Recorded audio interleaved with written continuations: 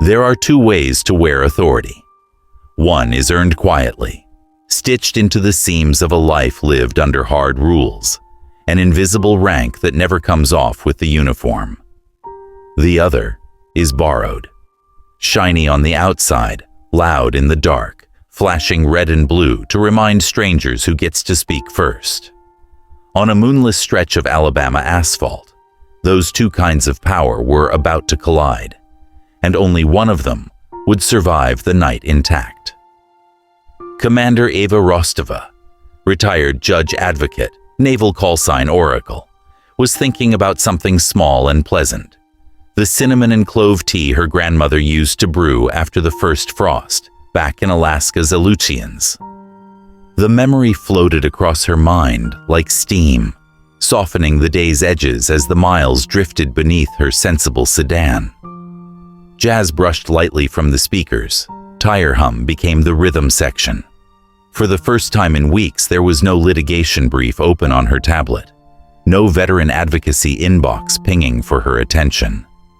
Just the road, a navy black ribbon disappearing into an equally black horizon. She let her shoulders unclench, feeling civilian life settle over her like a well-worn quilt. Then, predatory strobe in the rearview. No gradual overtake, no courtesy wigwag. The cruiser's lights erupted full blast, as though the driver behind her had flipped a switch labeled dominance. Eva's pulse ticked once, sharply, before returning to its measured cadence. Here we go again, she thought. Not with dread, but with the weary pragmatism of someone who had briefed thousands of sailors on how to survive the exact scenario now unfolding. The drill was ingrained. Signal, slow, shoulder, stop. Interior light on. Hands high, visible, still. She executed the steps with the same economy she'd once used to snap a flight deck harness into place. Yet, a flicker of memory pricked her chest.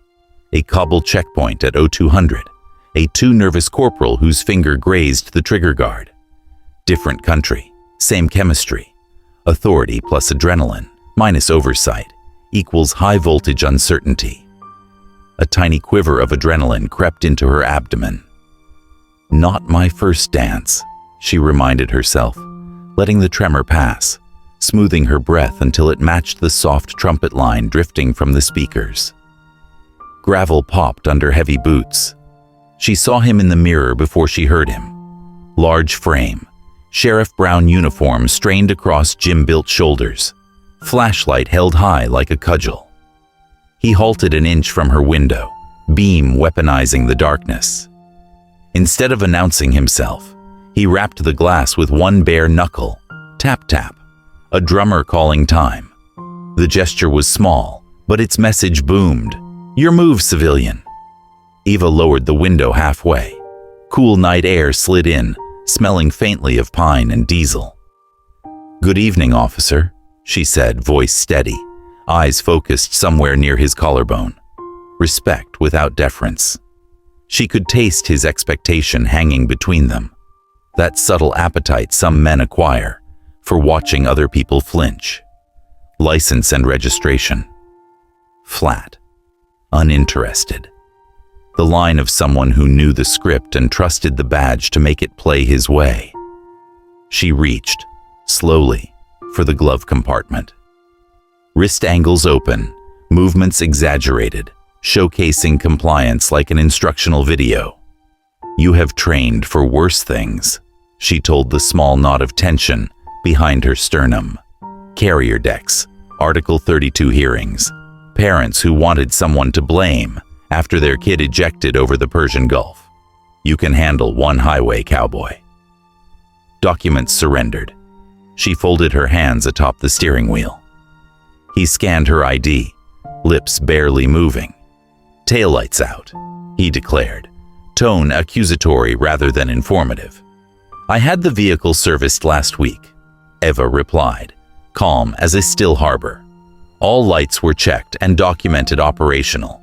Perhaps the bulb failed in transit. You're welcome to inspect it with me. The offer was pure procedure, but she watched irritation bloom across his brow a red tide cresting under the brim of his hat. He heard inspection, she realized, but what he felt was a challenge. The flashlight dipped closer, catching the faint laugh lines at her eyes, evidence of years spent squinting at sun-scorched tarmacs. His jaw clenched. "You calling me a liar?" His breath smelled faintly of stale coffee. He had probably counted on tonight being as easy as the last 12 stops. 13, she suspected, if departmental stats ever saw daylight. Eva kept her voice level, but allowed a trace of warmth, a mediation trick she'd picked up from Marine pilots who could diffuse a bar fight with a single smile. "Not at all. I'm offering to verify facts. Cooperation, not contradiction." The nuance sailed past him. The badge on his chest might as well have been a shield against context. "Step out of the vehicle. Now." Time slowed, as it always did the instant a situation teetered between lawful order and personal whim. She noted his stance, feet square, shoulders rolling forward, one hand hovering near the sidearm more for theatrics than necessity. No partner visible, no dash cam red light reflecting off her rear view. A dark road, zero witnesses. Her heart gave a single thump harder than the last. Same math as a war zone, she thought, just a different uniform. "Officer," she began, voice carrying the precise cadence of memorized statute. "The Supreme Court has held that removing a driver during a routine stop without specific articulable suspicion of further wrongdoing constitutes an unreasonable seizure. Can you clarify what threat you perceive at this moment?" The words weren't for him. They were breadcrumbs for any recording device, insurance against creative report writing later. Still, they landed like sparks on gasoline. His face flushed deeper. He leaned in until the brim of his hat nearly brushed her doorframe. "You don't get to cross-examine me on the side of the road." Some part of Ava wanted to sigh. He's young or new or terminally insecure. But duty tamped the impulse. She had taught junior officers never to shame a recruit in public. Humiliation breeds escalation. She tried a softer tack. "I'm not refusing, officer. I'm asking for clarification so I can comply lawfully and safely." But he'd already chosen his narrative. "Obstruction," he muttered, reaching for the latch on her door. "Step out or I'll remove you." The knot in her chest steadied, tightening into something cold and clear. It wasn't fear. It was the click of mission start. He's going to escalate no matter what I say. Decision tree flashed across her mind. Risk of physical extraction, likelihood of false charge, eventual dismissal if evidence preserved. Best move. Comply slowly, document mentally. Let the system she believed in do its work. She unbuckled her seatbelt, every motion deliberate. As she opened the door, night air swept the jazz away, replacing it with the high-tension hum of power misapplied. Boots behind her crunched gravel, repositioning. Cuffs glinted in his hand. She caught her reflection in the sedan's window. A calm woman in a black sweater, eyes steady, lips neutral. But inside, a quieter reflection rippled. A younger Eva on the deck of the USS Nimitz, standing before a tribunal, defending an airman who'd been scapegoated by a superior. The stakes then had been a career, a reputation. Tonight, they were as small as a misdemeanor and as large as every principle she still carried. Cold metal cinched around her wrists, too tight, intentionally so. Pain blossomed at the pulse points, electric and immediate, but she cataloged it with the detachment of a medic noting vital signs. Overly tight cuffs, excessive force, note swelling, photograph later, her mind recorded. She let the officer guide her to the cruiser, feeling the gravel through thin rubber soles. No resistance, no backtalk. Silence was not submission, it was strategy. a place to store energy until the battlefield shifted to somewhere with fluorescent lights and digital clocks, and people sworn to listen. As the door cage clanged shut behind her, Eva allowed one private exhale. "You've been here before," she told herself, a confession and a promise. Years ago, interrogators in survival school had tried to yank her identity away, one shouted order at a time. They'd failed. Tonight would be no different.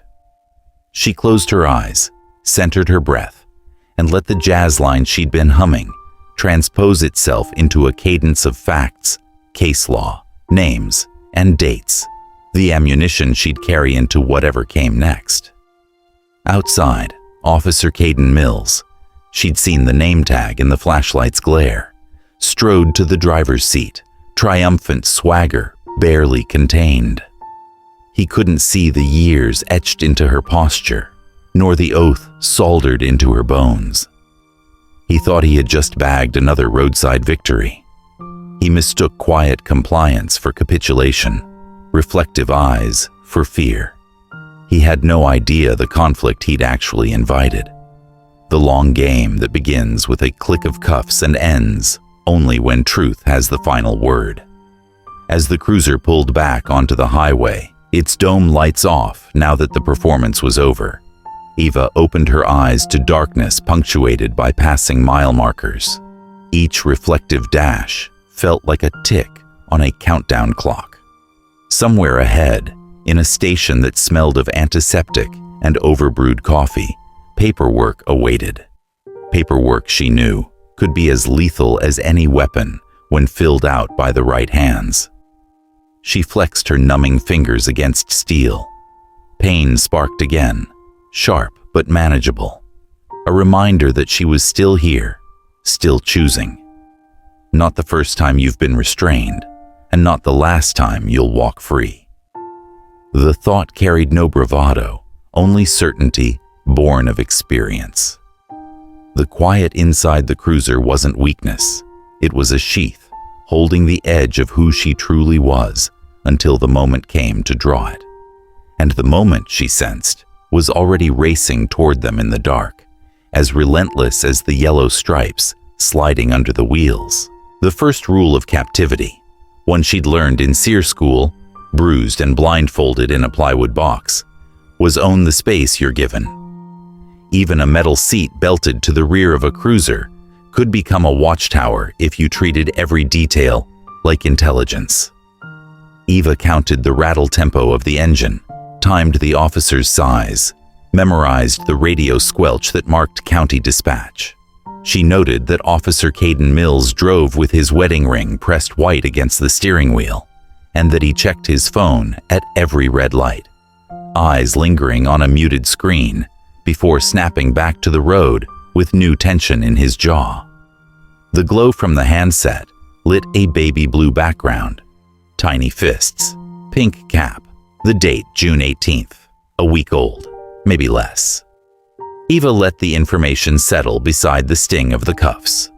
Personal anchor. Infant at home equaled sleep debt, chronic worry, a mortgage of responsibility heavier than any squad car shotgun. Not an excuse, but a factor. Everyone brings a secret battlefield with them, she reminded herself. The mistake was thinking your war justified starting someone else's. They turned off the highway, tires bumping onto cracked asphalt. The station appeared, squat and windowless, more utility shed than bastion of law. Inside, the air smelled of disinfectant and burnt coffee, a cheap bouquet that clung to fluorescent light and linoleum. One breath was enough to map the room. Front desk, intake bench, 3 holding cells, industrial bleak, efficient as an engine block. Paperwork blurred past, plastic fingerprint slab, mugshot flash. She answered every question with calm repetition, name, DOB, no medical issues, while cataloging violations like beads on a rosary. No Miranda until after Prince. Cuffs left on 12 minutes post-booking. Property inventory unsigned. Each misstep was a future fulcrum she'd leverage when the time came to pry this place open. Mills hovered, posture part wolf, part exhausted father. Eva saw it in the way he rubbed the bridge of his nose when he thought no one watched. The momentary sag of shoulders before training yanked them straight. Somewhere in the lull between midnight drunks and dawn shift change, he'd probably promised his wife he'd just finish the shift and come home. Now it was 2:43 a.m., and the newborn on his phone was 6 hours from next feeding. Pressure cracks good steel, she mused. What will it do to mediocre alloy? The sergeant on duty, a granite-faced woman who moved like every joint ached, signed the charge sheet without raising her eyes. Ava's wrists were finally freed, leaving 2 red bracelets of skin. She flexed her hands, blood rushing back with needle pricks. Mills watched, expression unreadable, then jerked his chin toward cell 3. Steel bars clanged. Concrete reflected the chill. A single bench, a stainless steel toilet. No blanket, no place to hide, perfect place to think. Mills lingered at the door, keys dangling, the victor waiting for acknowledgement that the battle was over. "You know," he said, voice low. "Showing off your law school vocabulary on the shoulder back there? Not smart. Judge around here hates big city attitudes. You'll walk in a line or you won't walk out." Ava met his gaze. Behind the badge bluster was a flicker of something brittle. Fear of failure, perhaps, or a mortgage payment riding on that next promotion board. "Officer," she replied gently, "the law isn't vocabulary, and the judge won't be the first I've met." She considered mentioning that she'd cross-examined admirals under oath, but spared him. Ego bruises bled more than wrist abrasions. He scoffed, rattled the bars for emphasis, then left. The echo faded, replaced by the hum of HVAC and the distant buzz of a soda machine refusing quarters. Ava exhaled, slow and steady, shifting from surface calm to operational focus. Objective: exit with record cleared. Secondary: expose pattern of unlawful stops, if data supports. Resources: her memory, her discipline, one overworked public defender she hadn't met yet. She rolled her shoulders, working away the numbness, then slipped onto the bench and closed her eyes. Not to sleep, but to run simulations. In her mind, she built timelines. Cruiser arrival 0042, departure 0058, booking complete 02.13, first rights reading 02.16. She overlaid case citations: Rodriguez v. United States, traffic stop prolongation; Delaware v. Prowse, random stops; Graham v. Connor, objective reasonableness. She imagined stacking these precedents like artillery shells, ready to fire, and underneath, a quieter current, the faint smell of baby lotion she'd caught on Mills's uniform when he leaned too close. Shame if that child's first memory of his father includes a civil rights lawsuit, she thought. Not in malice, but in honest sorrow. Footsteps returned an hour later, lighter, hesitant. Arthur Finch looked like he'd been printing motions since the Carter administration. Beard gray, tie older than satellites, eyes half closed from 1,000 late-night arraignments. He carried a clipboard and a styrofoam cup that steamed weakly, as though the coffee itself had given up hope. "Commander Rostova," he greeted, voice hoarse. "Court appointed. They dropped the lieutenant when they logged you." He tried a polite smile. It sagged under gravitational fatigue. Eva stood, offered a cuffless hand. "Thank you for coming, Mr. Finch." He grunted an approximation of a handshake, then flipped pages. Obstruction, misdemeanor. Judge Dyer on the docket, hard on outsiders, lenient on quick pleas. He peered at her over bifocals. "I can get you time served and a $50 fine if you say you obstructed by refusing lawful orders." She tilted her head, studying him the way she'd studied young aviators before signing off on flight quals, gauging not where they were, but where they could reach. I need suppression of the arrest, motion to dismiss, and a preservation order for all dashcam and bodycam footage. Also, any call logs from dispatch between 0030 and 011 so. Finch blinked, lips silently shaping numbers. That's non-standard for a night court misdemeanor. It'll be standard by sunrise, Eva said. Her tone wasn't boast. It was schedule. She laid out the bullet points. No probable cause for exit order. Delayed Miranda. Tight cuffs constituting excessive force. Statistical bias of stops. She would need departmental records. Maybe FOI. Finch's eyebrows climbed higher with each citation. You law-trained? He asked finally. Naval Judge Advocate, retired. Eva answered, letting the word retired carry the irony. I can brief you on military rules of evidence over breakfast, but tonight we'll keep to Alabama code. Finch's fatigue loosened, replaced by cautious improvisational energy, as if he'd spotted an old piano in the corner of a dive bar and suddenly remembered how to play jazz. All right, Commander. We swing for the fences. He scribbled, muttering about subpoenas, then glanced toward the duty desk. But I'll need hard copies before sunrise. Eva nodded. I'll give you what I have. With that, she recited every timestamp, every phrase, every peripheral detail.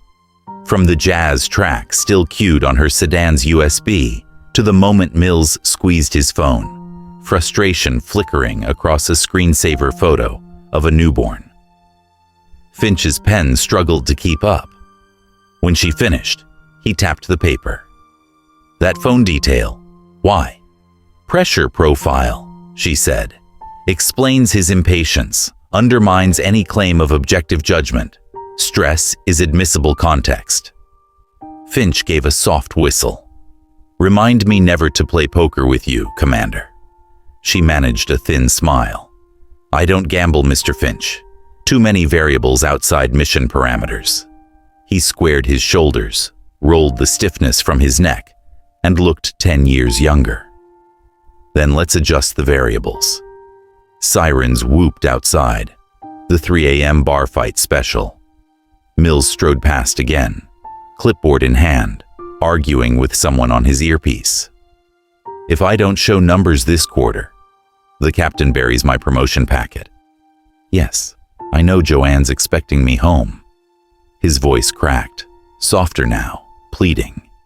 He saw Eva and snapped the call shut, mask slamming back into place. Hope you're comfortable, he said, but fatigue eroded the menace. Eva studied the crease at his brow, the tremor in his hand, a man divided between badge and bassinet, promotion board and bottle feed. No villain, no hero, just another soul cornered by consequences. Officer Mills, she said quietly. He paused. She could have taunted him with case law, but chose truth. Your child needs a father who respects the law. He'll teach. Think about that when you write your report. Mills's nostrils flared. Pride battled shame. He turned away without speaking, but his shoulders slumped an inch as he left. Finch exhaled. You always wage psychological ops in holding cells. Only when lives outside the cell can still be saved, she answered. The sergeant unlocked the door to escort Eva to a private interview cubicle. 4 plastic chairs, 1 flickering light. Finch followed, clutching his notes like a field medic gripping bandages. They had 2 hours until arraignment, 2 hours to forge paperwork into armor. Eva sat, wrists throbbing, but mind razor bright. Finch spread forms across the table. The station hum receded, became the low drone of a carrier deck in her memory. Clipped voices, coffee, midnight blue steel. Different theater, same mission. Protect the innocent, uphold the code, leave no breach unchallenged. Steel bars might frame the room, but she felt the old oath settling back over her shoulders. A veteran's cloak, invisible to everyone except those who had worn it too. The iron will was awake now, counting seconds, plotting lines of advance. Across the hall, Officer Mills began typing his report, each keystroke a choice. Eva hoped he'd make the right one, for his sake, for his infant son, for the fragile idea that power and honor might yet coexist. But hope wasn't strategy. She turned to Finch. Let's start with the motion to suppress. Title line: State v. Rostova. Fourth Amendment violation. Ready? His pen hovered. Ready. And the battle, silent but decisive, began. The cell door clicked shut behind Eva, with the soft finality of a trigger resetting, but she barely heard it. Her focus tunneled to the faint throb in her wrists and the crisp rustle of legal pads in the interview room where Finch set up camp. Physical discomfort, paperwork, those she could manage. What mattered was the pull of a deeper gravity, the oath that still hummed through her veins long after the navy blues were folded away. Tonight was not the first time she'd found herself standing between a blunt instrument of authority and a life it threatened to crush, and the past was knocking like a coded signal from a distant deck. She sat opposite Finch, palms flat on the table, and let the hum of fluorescent bulbs fade until memory took its place. The carrier had rolled under a merciless Gulf sun, the day seaman Jason Miller was marched in front of the captain's mast, wrists trembling, cheeks striped with oil and shame. The stolen crypto unit, priceless, career-ending, had been found in his locker. Eva, a junior JAG at the time, was advised to arrange a quiet plea. "He's guilty, ma'am. We all know it," the master-at-arms had insisted. But the quiver in Miller's stance was not terror. It was offended innocence, and it jarred against Eva's internal compass. 3 nights later, she slipped into the comms bay, followed the maintenance logs, and discovered that the watchstander who found the device, a chief with perfect evals and monstrous gambling debts, had keyed in after curfew. She traced a sequence of access overrides, then cross-checked a bank statement showing the chief wired 10 grand to a bookie the same night the crypto gear vanished. At the Article 32 hearing, Eva laid out the timeline in clean, lethal strokes. The chief cracked before recess, confessing to the plant. Miller wept, free but shaken, his naval future handed back with trembling palms. When he thanked her, Eva deflected with a small salute. Victories didn't belong to lawyers, they belonged to the truth. That case became the baritone note in her career, proof that a single voice, properly placed, could shift the weight of an entire command. The echo of that voice vibrated now, here, in a county jail where the stakes were humbler, but the principle identical. Power without oversight was a breach waiting to happen. She inhaled, reclaiming the present, and caught Finch studying her like a field medic, gauging blood loss. "Commander," he said quietly, "I've filed the suppression motion. Judge has set a preliminary hearing for 8:30. He hesitated. "Local press might show up. Mills is popular on the beat." "Popularity isn't admissible," Eva replied. Still, she pictured the officer's newborn in that phone photo. Tiny fists clenched, a life yet untouched by the machinery of ego. She wondered if Mills, on some level, remembered the oath he'd taken as clearly as she remembered hers. Finch slid a faded yellow envelope across the table. "Your discharge papers, proof of service. Thought you might like them on record." The sight of the Navy crest, the fouled anchor and spread-wing eagle, flooded her with the metallic tang of flight deck winds. She traced the embossing with one fingertip, then tucked the document into her case file. Oaths, like scars, were personal but visible to anyone who cared to look. A deputy knocked on the frame. "Court in 15. Finch stacked his notes. Eva rose. As they walked the corridor, Cinder blocks painted government beige. Finch spoke in a low murmur. "Tell me something. Why fight this hard over a misdemeanor? You could have signed the plea an hour ago. Been home by dawn." Eva paused beneath a flickering light. "Because the charge isn't the issue. The precedent is." She thought of Miller, nearly expelled into civilian life, branded a thief. If I let one wrongful arrest slide, it teaches the next Mills he can gamble on silence. Silence and I have an understanding. I listen to it. It listens to me. But I don't let it speak the last word.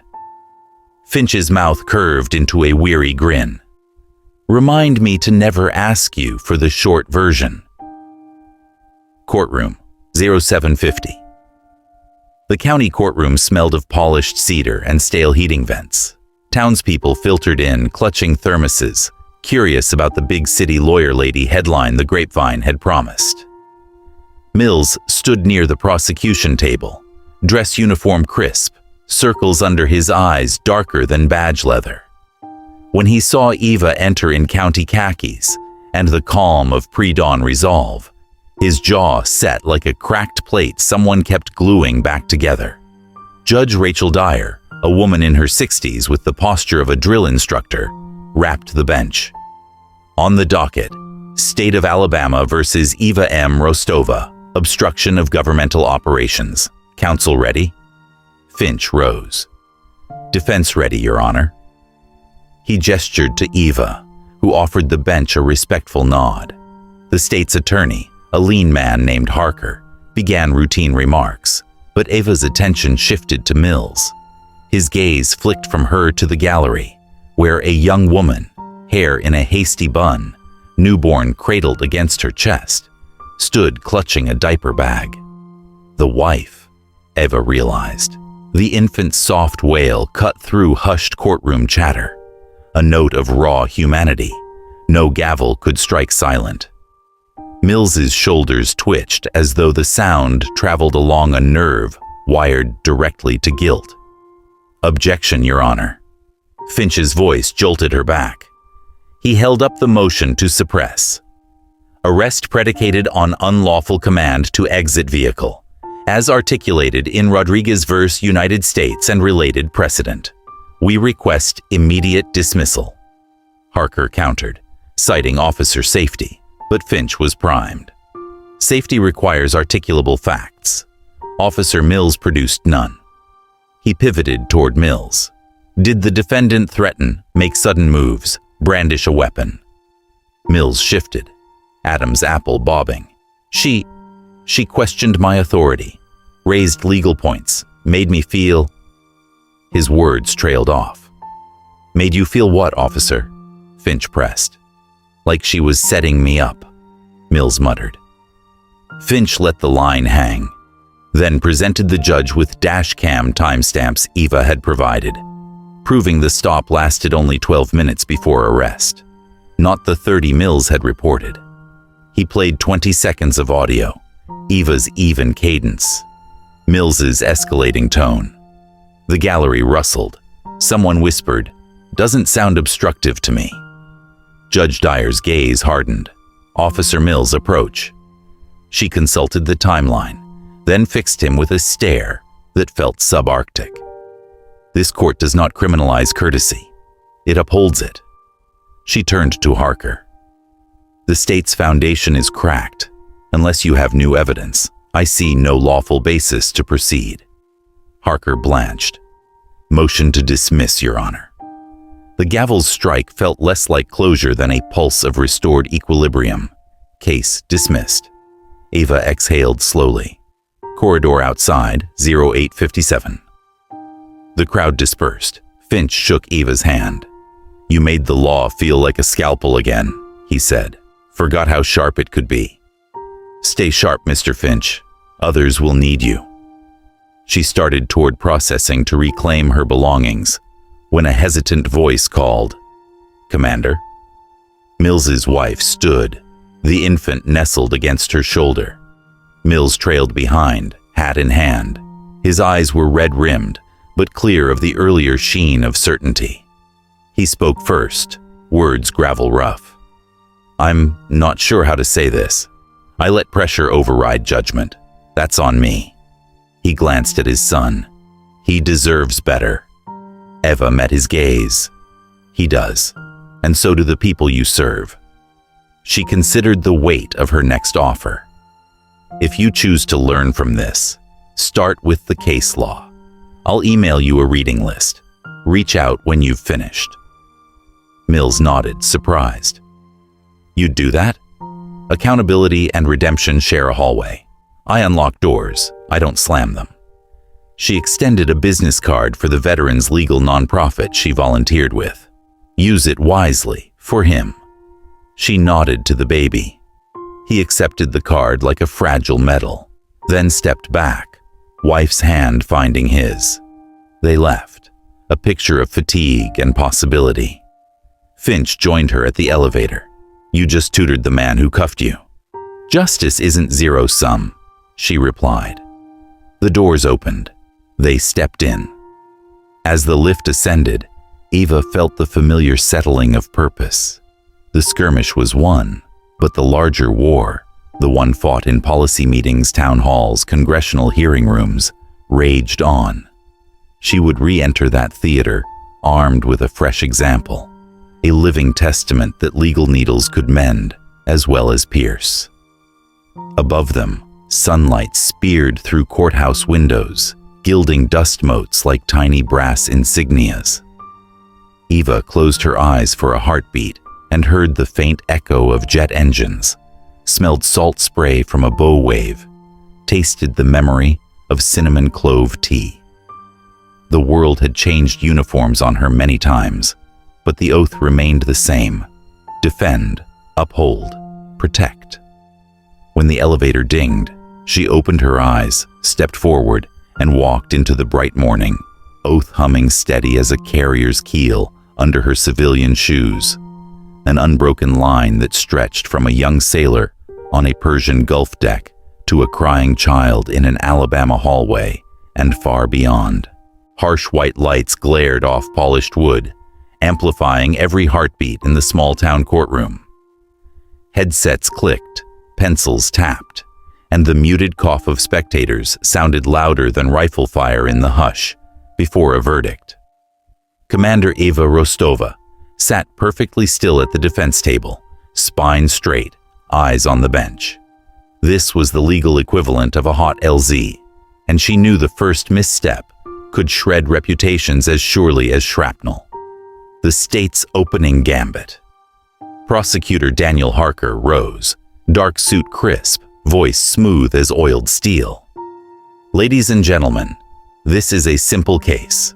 A veteran officer trained to protect confronted a belligerent motorist who refused lawful commands. Faced with escalating hostility, Officer Mills acted to preserve public safety. Nothing more. He turned toward his witness. Officer Mills, please recount the incident. Mills, pressed uniform, fresh haircut, fatigue hidden behind caffeine and determination, stepped into the box and took the oath. His gaze flicked toward the gallery, where his wife rocked their infant. An almost imperceptible nod passed between them before he faced the jury. "Ma'am pulled over," he began, hands folded on the rail. She kept arguing, quoting cases, questioning my authority. Training says, take control before the situation spins. I ordered her out. She refused. Obstruction. I made the arrest. Harker coaxed him through every syllable, constructing a neat fortress of reasonable fear and standard procedure. Eva listened, expression unreadable, cataloging each brick for later demolition. Finch lights the fuse. Arthur Finch stood, rumpled suit, yellow legal pad, voice a touch scratchy from night-long prep. Your Honor, with the court's permission, defense will present the first 45 seconds of Officer Mills' body camera footage. Judge Rachel Dyer, stern as a quarterdeck XO, nodded. Proceed. The lights dimmed. On screen, highway darkness widened. Jazz floated from Eva's speakers. The jury heard her calm, courteous, "Is there a problem, officer?" They heard Mills' clipped commands, his volume climbing, while hers never shifted from measured courtesy.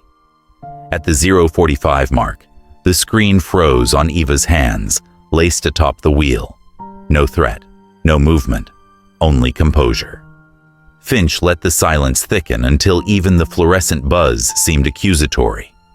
Then he placed a second exhibit on the overhead projector, a color bar graph, statistical breakdown of Officer Caden Mills's traffic stops, FY23, FY24. Women drivers, 68%. Obstruction arrests, 92% female. Average duration before arrest, 11 minutes, half the departmental mean. The numbers glowed in primary color indictment. Gasps fluttered across the gallery. Mills's jaw tightened. Harker shot to his feet. "Objection. Irrelevant character evidence, Your Honor." Finch kept his voice mellow. "Goes to pattern, motive, and credibility. Anderson v.R. State affirms relevance of departmental data when bias informs probable cause." Judge Dyer's gavel rapped once. "Objection noted. Jury will consider the data only as it pertains to credibility. Continue." Damage done. The fortress had its first visible crack. Cross-examination. Precision fire. Finch approached the witness stand with the deliberate pace of a sniper choosing angle and wind. "Officer Mills, in that video, do you see any weapon?" "No." "Any furtive movement?" "No." "Any raised voice from the defendant?" Pause. "No." Finch pivoted toward the jury. "Yet you testified you feared for your safety. Tell us, officer, what precisely triggered that fear?" Mills swallowed. "Her attitude, the way she spoke like she was setting me up." Finch nodded sympathetically, then pounced. "Attitude is not codified in Title 13A. Your own dashcam audio records you stating, quote, 'I don't need probable cause. I need compliance.' Is that correct?" Mills's ears reddened. "Taken out of context. We'll play it." Finch signaled. The snippet rolled. Mills's voice echoed in the chamber, flat and indisputable.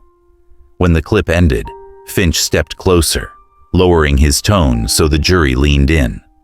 Context restored. "Officer, did you at any point articulate specific objective facts suggesting Commander Rostova posed a threat?" Mills's mouth opened, shut. "Let me narrow the field. Did she make any physical gesture you deemed dangerous?" "No." "Did she refuse to provide documents?" "No." "Did she disobey a lawful order?" Finch emphasized the word. Mills hesitated. "I believed it was lawful." Finch's legal pad snapped shut. "Belief is not the statute, officer. Facts are." He turned to Judge Dyer. "Defense submits that the arrest lacked probable cause and was driven by subjective irritation, not objective threat. We renew our motion to dismiss." Prosecutor's last stand. Harker scrambled, sensing altitude loss. "Your Honor, even if Ms. Rostova was calm, officers are entitled to err on the side of caution." Finch cut in. "Caution, yes. Authority without cause, no. Rodriguez limits traffic stops to their original mission. Extension requires articulable suspicion. Officer Mills admits none existed." Judge Dyer lifted a hand to halt the sparring. "Counselors, I've heard enough." The kill shot. She faced Mills. "Officer, you swore to tell the whole truth. You have one opportunity left." Her gaze could have etched steel.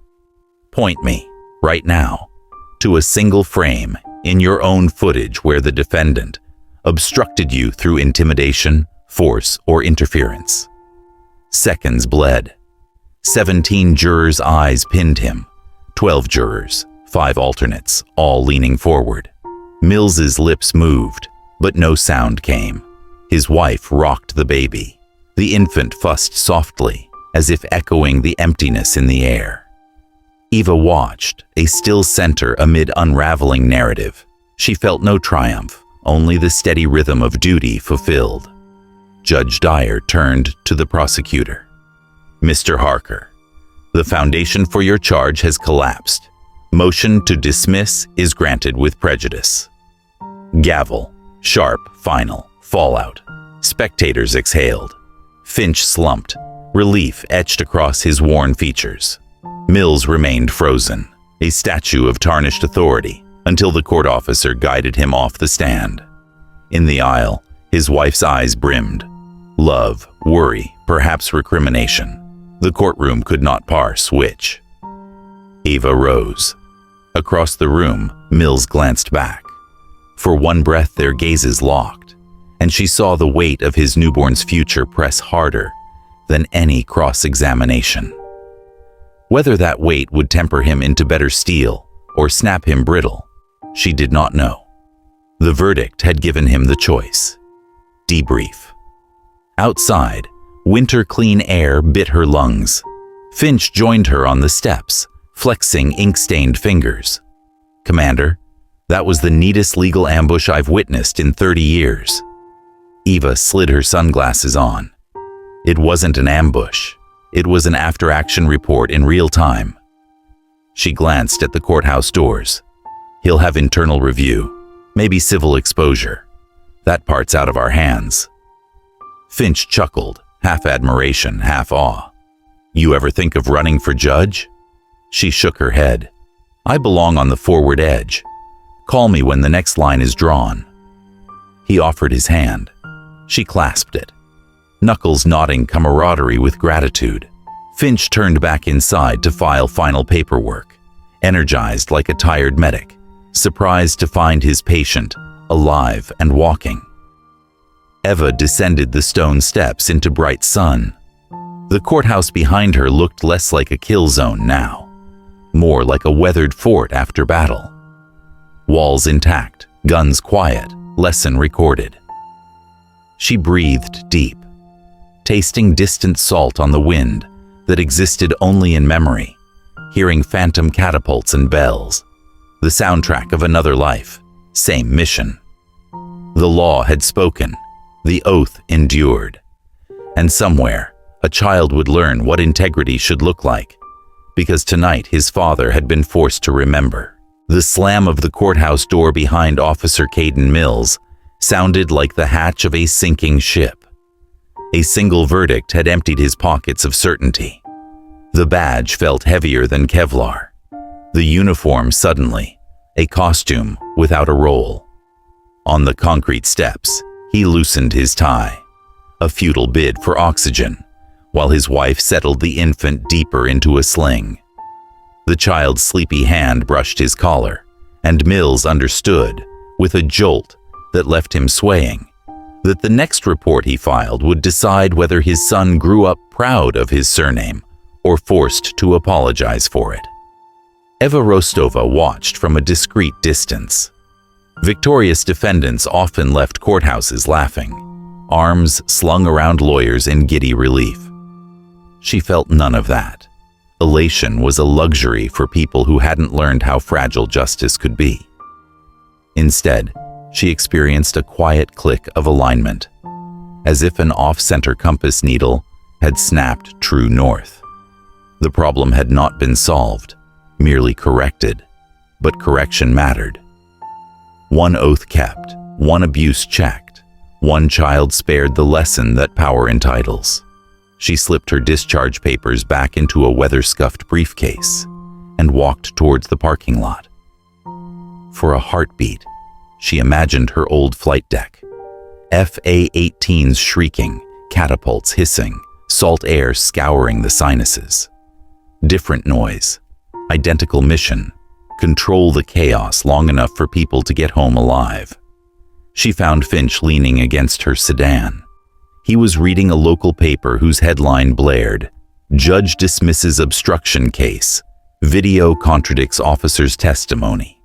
When he looked up, his eyes shone with the bemused fatigue of a man who'd played every inning of a doubleheader and still wanted extra innings. Civil Review Board meets next month, he said. Mills requested voluntary desk duty. He folded the paper. Might be salvageable. Eva nodded, neither gloating nor dismissive. The system can still be a forge, if the metal's willing. Finch grinned. Speaking of metal, you ever sleep? She unlocked the car. I'll catch a nap when the world bans stupidity. He chuckled, pushed off the fender, and offered a crisp salute born from courtroom camaraderie rather than rank. Till the next time, Commander. Until the next line is drawn, she corrected gently, then slid behind the wheel. As the highway carried her east, morning light washed the asphalt gold. She let the jazz playlist resume, but at low volume. Reflection required room to breathe. Moral courage came first, not as a lecture, but a memory of cold cuffs biting her skin. Courage wasn't the absence of fear. It was measured breath, steady voice, clear eyes, while articulating rights to someone itching to violate them. Mills had possessed physical authority. She had possessed moral authority. Only one had proven durable when the cameras rolled. Example enough for any civics class. Next surfaced integrity, a word so overused it often dissolved into platitude. She defined it by subtraction. Remove the uniform, the rank, the paycheck. What principles remain? On the roadside, Mills's authority relied on flashing lights. Hers relied on a legal framework she could cite in her sleep. Strip away symbols, and only substance survives. Finally came commitment, not a banner, but daily maintenance. It lived in the notes she emailed Finch during Dawn's blue hour, in the follow-up letters she would write to the county commission, requesting departmental training audits, in the pro bono hours, logged at the Veterans Legal Clinic. The oath did not retire. It merely changed theaters. She signaled off the interstate onto a 2-lane byway, lined with pecan orchards. The motion triggered a small ache where the cuffs had bruised. She flexed her fingers, wincing, but welcomed the pain as proof that nerves still fired, that vigilance still cost something. Ahead, a volunteer fire department sign flashed the day's message. Do right, even when no one is looking. A roadside cliché perhaps, yet she smiled. Anonymous wisdom, simple, durable, the sort of slogan that could hang over a child's bed, over a locker, over a badge rack. She wondered whether Mills would read policy manuals tonight or rock his son to sleep. Either choice could be the beginning of redemption. She had offered him a reading list. The rest was his campaign. At a gas station, she refilled the tank, cleaned road dust off the windshield, and caught her reflection.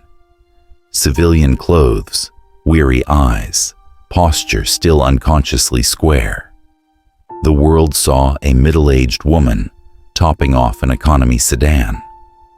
It could not see the years of launch deck crosswinds stitched into her shoulders, or the invisible stripes earned in courtrooms from Norfolk to Kandahar. Those belonged to her alone, a private constellation guiding the next decision, the next stand. Back on the road, she rehearsed the outreach email to the county sheriff. Respectful, precise, impossible to ignore. Offer free legal briefings on Fourth Amendment stops. Cite the dismissal, invite collaboration. Some would call it magnanimous. She called it strategic.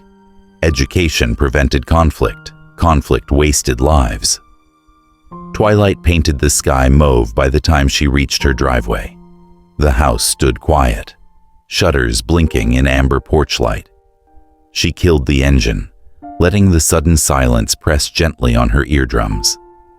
Inside, on a hall table, sat a framed photograph. Her jagged detachment, dress whites crisp, smiles taut, with the knowledge that their job was to point out errors in systems that disliked being corrected. She traced a fingertip along the frame, then set her briefcase beside it. In the kitchen, she brewed the cinnamon clove tea her grandmother favored. The scent curled upward, mixing with the soft tick of an old wall clock. Domestic sounds she'd once feared she might never protect. Each sip anchored her back in ordinary life, a realm no less worthy of defense because it lacked dramatic lighting. Before bed, she opened her laptop and drafted 3 letters. To Officer Mills. A short list of reading assignments, a recommendation for a mentor within the department's professional standards unit, and a single line. Accountability is the first gift we give our children. To Judge Dyer. Appreciation for courtroom fairness, plus a request to release the dashcam footage for public training seminars. Transparency, Eva believed, immunized institutions. To Seaman Jason Miller, now Chief Miller, according to the holiday card pinned above her desk. A brief update, the oath still works. She pressed Save Draft. Dispatch could wait for morning. Integrity was not measured by hours, but by completion. At midnight, she stepped onto the porch. Crickets drilled the dark. A distant freight train horn drifted through humid air. She let her gaze climb the starfield until she found Polaris, the sailor's star, constant as obligation. Somewhere beyond that point of light, carriers plowed black water, and young officers rehearsed the same code she had carried to an Alabama highway. They were strangers, yet comrades, an unbroken relay of watchstanders passing the lantern forward. She touched the tender bruises on her wrists once more, then let her arms fall to her sides. The pain was already fading. The lesson would not. Tomorrow, another line would be drawn by someone, somewhere. She would hear about it, through a hotline call, a headline, a whisper across the veteran network, and the compass would spin until north locked again and she drove toward the trouble. Because battles end, missions continue, and the oath, quiet, stubborn, older than rank, never sleeps. If this story moves you, pass it along. Someone out there may need the reminder.